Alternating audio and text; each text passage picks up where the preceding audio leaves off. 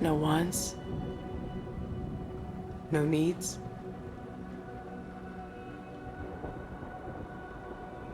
Unending darkness. Where you talked and fall asleep. Only there ever, nor never. Goodbye. Neither ever.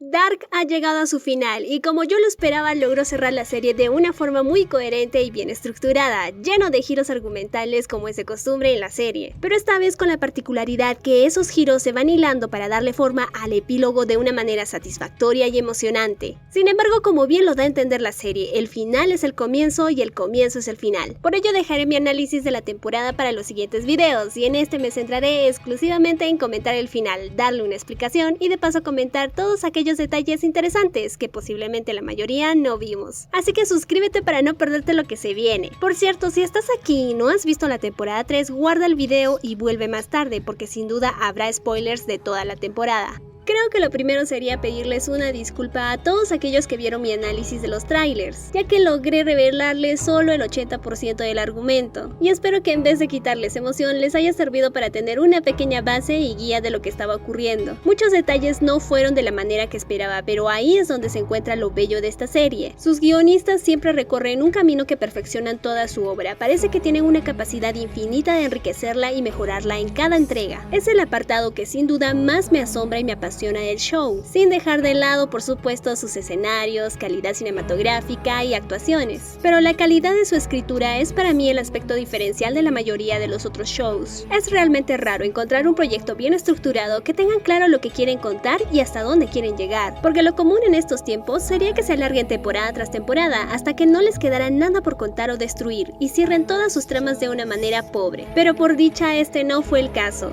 y solo queda agradecer a Baran Bodar, Jan Shefriche y a todo el equipo de esta maravillosa serie. Una vez dicho esto, entremos a la carnita del video. Y es que posiblemente todos nos estemos haciendo un montón de preguntas, así que empezaré con los temas familiares, en especial con esos nuevos lazos que fueron revelados, en los cuales diría que mi momento favorito fue ver a Silja dando a luz a Noah y a Agnes, y no porque lo había dicho antes, sino más bien porque me pareció muy buena esa conexión. Además, el hecho de que ella sea hija de Hannah hace que este lazo me volara la cabeza. Sin embargo, algo que tal vez a todos nos llamó la atención es saber quién es el padre de Regina. Como recuerdan, estuve especulando sobre la importancia de este personaje y resulta y sucede que es el mismísimo Bernd Doppler, el anterior director a Claudia en la planta de energía. Lo pueden confirmar por la foto mostrada en el último episodio y en el sitio web oficial de Dark, que los invito a que vayan a verlo. Se los dejaré en la descripción, así podrán ver cómo quedó el árbol. Además, este árbol nos confirma que el verdadero padre de Helge es Anatol Believ. Y sí, Helge sí tuvo un amorío con Ulla Smith, con quien engendró a Peter. Anatol y Ulla son personajes que no aparecen en la serie, así que la teoría de la violación queda para otra ocasión. Aunque por otra parte tuvimos cosas igual de siniestras y oscuras como el hecho de que Noah mató a su propio padre, Bartos. O como les había adelantado, Elena Albers asesina brutalmente a su hija, Katarina, convirtiéndola en la dama del lago de las historias de Vinden. Y otra revelación de que probablemente era Agnes la que hería a Tronte en su infancia. Y la más interesante de todas, que la mayoría se pudo perder, es que Hannah Alterna se consiguió un sugar daddy en sus 40, ya que es salvada por el viejo Aegon luego de perder al hijo que esperaba de Ulrich. Y la existencia de Noah alterno hace que exista Silja. Así que mis queridos amigos, ese es el chisme. Aegon viejito embaraza a Hannah para tenerla. Nah, es broma, seguramente la llevó al pasado y ahí tuvo una aventura con el apuesto Aegon. Pero no hay nada que diga lo contrario. También profundizaron un poco en ese pasado misterioso de Alexander, sin embargo no como lo esperaba. Me parece que su trama, el asesinato de su hermano y origen, fue un engaño para que pensáramos que Regina estaba más interconectada de lo que realmente lo estaba, y escondernos el desenlace con Claudia, siendo consciente de que su hija podría salvarse al no ser hija de Tronte. Y este es el disparador que rompe el bucle infinito, pero no vayamos tan rápido. ¿Qué es realmente ese bucle y cómo es que se rompe? Para explicarlo en términos reales es necesario conocer un poco de física cuántica. Para efectos de este video solo imaginen esa realidad como una curva cerrada repitiéndose infinitas veces. El problema de este escenario es que se requiere que sea infinitamente estable, y en la mecánica cuántica eso no es posible. Las fluctuaciones siempre están presentes y se hacen ver en el argumento de la serie, donde se nos presenta el concepto de ciclos. Se nos explica que cada ciclo tiene el mismo inicio y el final es el inicio, pero en cada repetición se agrega cierto elemento que no estaba en el anterior, y esto nos hace concluir que a pesar de ser un sistema extremadamente estable, donde parece que se puede repetir hasta el infinito, tarde o temprano estas fluctuaciones de la mecánica cuántica harán que se encuentre el camino para romperlo. En el caso de la serie, fue algo tan pequeño como la inspiración que tuvo Claudia para no confiar en su versión alterna, y de una manera similar pudieron ser otras cosas igual de pequeñas que pudieran llevar a destruir ese ciclo. Es gracias a la aleatoriedad cuántica, ya que por más complejo que sea ese escenario, las fluctuaciones siempre estarán presentes, y lo puedes observar en tu vida, y es por eso que cada momento es único y diferente, así como yo y como Claudia, que es la verdadera MVP de la serie. Y hay que entender que el ciclo se rompe en ese preciso momento, lo que sigue a partir de ese punto es una consecuencia de ese acontecimiento. Al ser Claudia consciente y no recorrer el mismo camino que recorrió infinitas veces, porque a partir de ahí tiene una perspectiva única de lo que realmente está sucediendo, y es donde se responde a la pregunta de cómo sabe Claudia el origen. Como bien ella lo explica, una vez tomado ese camino investigó todos los eventos de ambos mundos, que a diferencia de Adán y Eva, ella sí tiene la perspectiva real de lo que está sucediendo, y estando en el círculo externo puede encontrar fácilmente la fórmula para romper esa realidad, que si lo observamos superficialmente puede parecer muy sencillo, pero lo que realmente es complejo es el viaje que nos propone la serie para llegar ahí. Solo retomemos la idea de fluctuaciones cuánticas por un segundo e imaginen las millones de veces que se repitió el ciclo para que se fueran sumando todos esos pequeños detalles, que van desde la modificación de todas las familias en los dos mundos hasta ese cambio de pensamiento en Claudia. Y tal vez aquí se pregunten, ¿por qué Claudia no se encarga de viajar al origen y deshacerlo? Porque ella misma pertenece a esa realidad, y al hacerlo eso generaría otra paradoja temporal, así que necesita que lo haga Marta y Jonas, porque su existencia no es posible en su dimensión. Pero aclaremos algo, esto no quiere decir que no hayan existido, realmente lo hicieron, todos los eventos de la serie sucedieron. El ciclo se repite millones de veces hasta que llegó a su último ciclo, donde Jonas y Marta le dan fin. De una manera ordenada sería, Tannhaus inventa el viaje en el tiempo, se crea el nudo y los dos mundos repiten su realidad casi hasta el infinito, donde tienen un fin, para luego seguir el tiempo lineal del mundo original.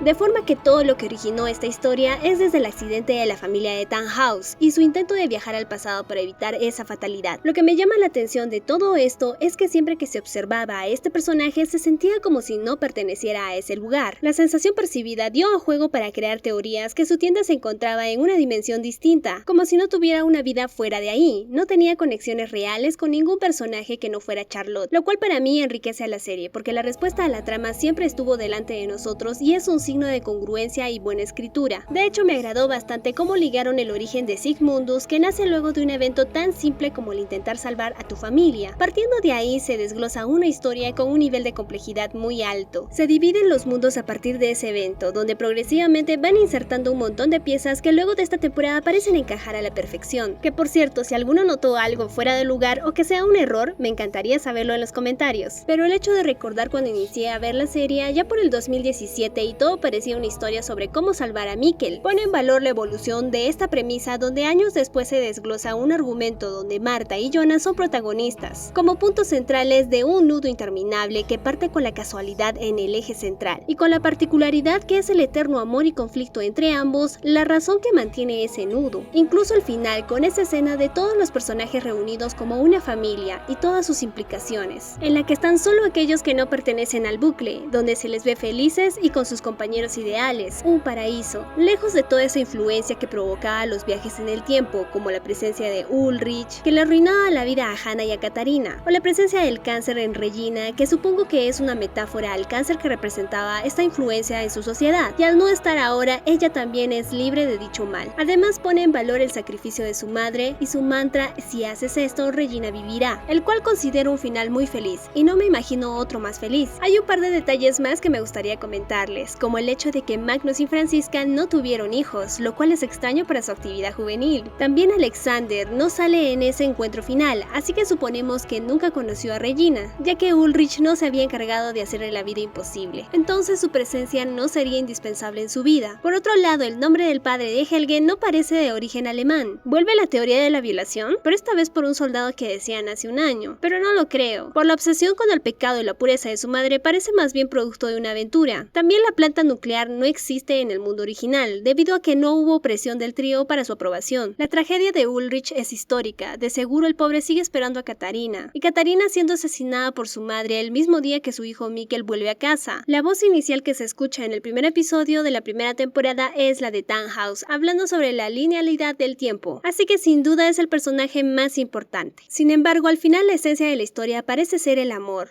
que hace que Eva mantenga el ciclo para que su hijo viva, el amor de Claudia por Regina por romper el ciclo, el amor de Noah y Elizabeth por Charlotte, que hace que todo su viaje sea intentando traerla de vuelta con su madre, el amor de Ulrich y Katarina por Mikkel que justifican todas sus acciones, el amor de Mikkel por Jonas, y por supuesto el amor de Tannhaus por su familia, y es como mínimo interesante que este amor sea del padre al hijo. Y por último, el lado no tan positivo, lo que no me terminó de gustar es el desarrollo del nuevo personaje. Siento que el rol asignado fue muy repetitivo. Lo vimos una y otra vez haciendo cosas para Eva, como si él fuera un peón más de los suyos. Me hubiera gustado verlo conocer a Agnes o conocer más de su trasfondo, más allá de ser el hijo de Jonas y Marta. Pero fuera de eso, mis amigos, fue un final fascinante. En los siguientes días estaré haciendo análisis más profundos de los episodios, los viajes de los personajes y contenido sobre el final de esta maravilla de serie. Así que si quieren ver más, no olviden suscribirse y activar la campanita. También me ayudarían calificando este video con el me gusta en caso de que les agrade o no me gusta en caso contrario. Si quieren conocer más del canal, te dejo este video sobre Rick y Morty, donde puedes ver un análisis de uno de los excelentes episodios La Gloria de Glorso, o este otro donde puedes comprobar qué tan lejos estaban mis teorías de la nueva temporada de Dark. Eso fue todo, muchas gracias por verlo, hasta la próxima,